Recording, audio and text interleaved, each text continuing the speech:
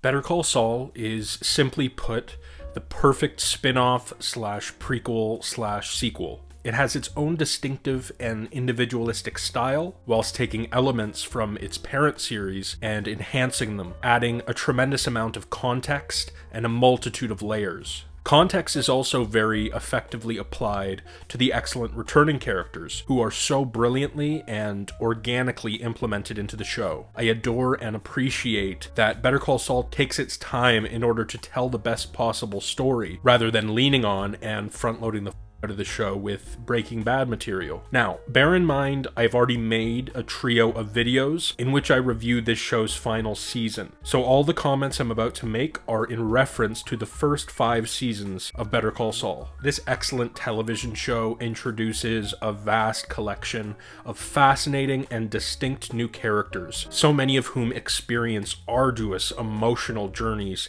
and great change, whether that be in the form of growth or regression. There is instantaneous, inherent intrigue when it comes to such new characters as Hamlin, Kim, and Chuck, due to the fact that they are nowhere to be found in Breaking Bad. So you as a viewer are wondering, what is going to happen to this character to force their absence from Breaking Bad? Are they going to die?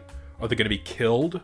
Or perhaps use the vacuum repair service to flee and evade the law? I've assembled a list of my top 5 favorite Better Call Saul players, the sole rule that I followed here being that any character listed must be seen and only seen in Better Call Saul. If they are in any way visually present in Breaking Bad, they're simply not allowed on this list. Chuck McGill is exceptionally portrayed by the mega talent that is Michael McKean. He is simultaneously distinguished and proper, as well as mentally broken. He is endlessly compelling and complex, whilst evidently being unfathomably intelligent. He's somewhat of an antagonist for whom one can't help but have at least a small amount of sympathy. He has such a powerful presence before and after his death, as he and his prevalent legacy have a massive impact on so many of our characters in vastly different ways. Patrick Fabian's Howard Hamlin is an incredibly special and unique character. Not only does Howard experience an immense amount of personal growth, but our perception of him as audience members drastically changes as well. For much of the first season, we see Hamlin as this pompous villain. Then at season 1's end, Howard is revealed to be a bit of a fall guy, a front for Chuck's hatred, resentment, and unwillingness to work alongside his brother Jimmy. Following Chuck's death in the season 3 finale, Howard, who is now a therapy attending insomniac, as well as his company, are utterly falling apart. By the show's 5th season, we see that the thriving Howard seems to have achieved peace and genuinely attempts to make amends with Jimmy. At this point in the Better Call Saul story, Howard is quite sympathetic, the victim of Jimmy's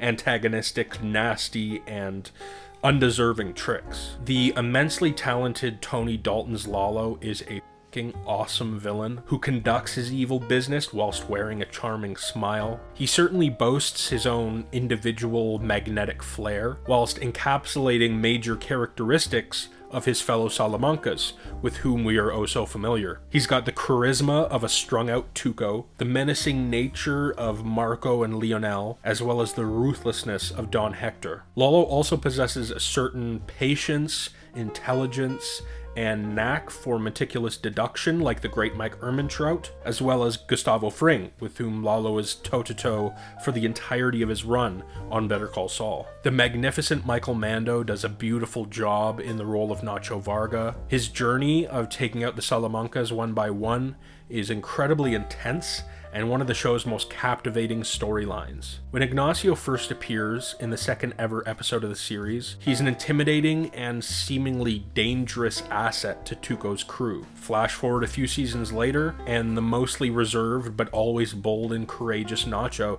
is perhaps the show's easiest character for whom to root. Ray Seahorn's Kim Wexler is an absolute force of nature. She's brave, brilliant, and badass, whilst also being supportive, charming, and sweet. Her journey to ultimately breaking bad, the phrase/term, not the show, of which we get a small foreboding and ominous taste in the season 5 finale, is so fascinating to view and dissect and analyze. Kim is increasingly complex, while Seahorn's performance is perpetually committed and enthralling. I don't think I've ever before seen an actor who can convey so much to the audience while so often wearing a stoic expression. Seahorn is such a special talent who beautifully owns this role. Now let's talk about my favorite episodes and moments of Better Call Saul. For efficiency's sake and cohesion's sake, I suppose, I'll be jumping back and forth when necessary between the greatest episodes and greatest moments so that I can discuss the highlights of seasons 1 through 5 chronologically. One of my favorite moments, or rather collection of moments, comes in the form of the fantastic black and white season introductions. They're these small, intriguingly depicted glimpses into the depressing future of Gene Takovic.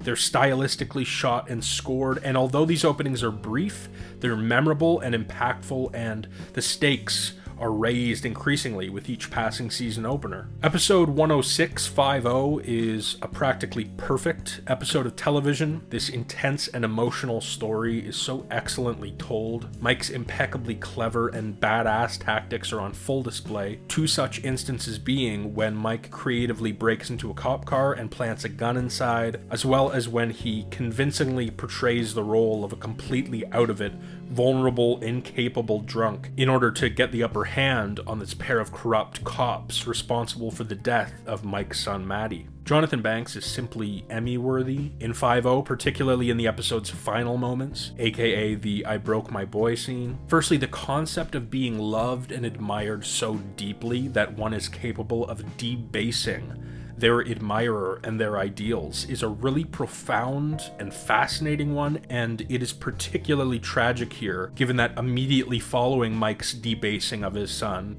Matty is murdered. Banks' performance in delivering the true in and outs of Matt's death to his daughter-in-law Stacy is so raw and tortured and powerful. In episode 109, Pimento, we are introduced to the hilarious Daniel Price Wormold. We also get a forever welcome, classically badass Mike scene in which he clowns on and beats the ass of Stephen Ogg Sobchak, aka Mr. X, in the utmost entertaining and satisfying fashion. Pimento also features a narrative twist that not only drastically alters the course of the show and Jimmy's life, it is also, I believe, a creative choice that is pertinent to the success of this show and its story. I'm of course referring to the beat in which Jimmy learns that it is not Hamlin, but his own brother Chuck, who has been prohibiting him from working at HHM. This also marks the commencement of the show's long-running theme of Hamlin being undeservedly blamed and despised. Chicanery is a masterfully written, directed, and shot episode of television, and it contains one of Saul's most brilliant courtroom tricks. The execution of his meticulous plot to publicly burn down his brother is simultaneously captivating and tragic. Saul geniusly and nefariously uses his in-depth and intimate knowledge of his brother's broken mind, as well as Chuck's great knowledge of his criminal Slip and Jimmy ways, against him. Jimmy is the only human being that knows precisely how to push Chuck's buttons in order to cause an utter mental breakdown. The genius component here is that both Jimmy and Chuck, through his inevitable meltdown, are solely dealing in the truth, but Jimmy knows that this truth is so hard for his brother to swallow and so generally unbelievable that Chuck's monologuing and ramblings about said truth will appear insane and erratic to everyone else in the courtroom. Michael McKean gives a outstanding performance, particularly in the primarily one-shot sequence, which contains Chuck's magnificent "what a sick joke" monologue. Chicanery also contains the fitting and organic introduction/return of the great Huell Babineau. Jimmy's primary goal through practically the entirety of his life was to earn the respect of his big brother Chuck. So when Chuck states to Jimmy that he never mattered all that much to him, you know that Jimmy's heart completely shattered. This gut punch of a moment is undeniably a stepping stone in Jimmy McGill becoming Saul Goodman. The exchange is even more so tragic when you consider that this is the final conversation between the two brothers prior to Chuck committing suicide. Odenkirk and McKean kill kill this scene with their pitch-perfect, mostly small, but powerful performances. Episode 410 is unquestionably one of the greatest Better Call Saul episodes, just overflowing with magnificent moments. The opening karaoke scene is a blast to watch, whilst being bittersweet and kind of heartbreaking, in part due to the fact that this is one of the very few moments of levity in a resentment-filled relationship, which we're well aware ends up in utter shambles. I also adore how fitting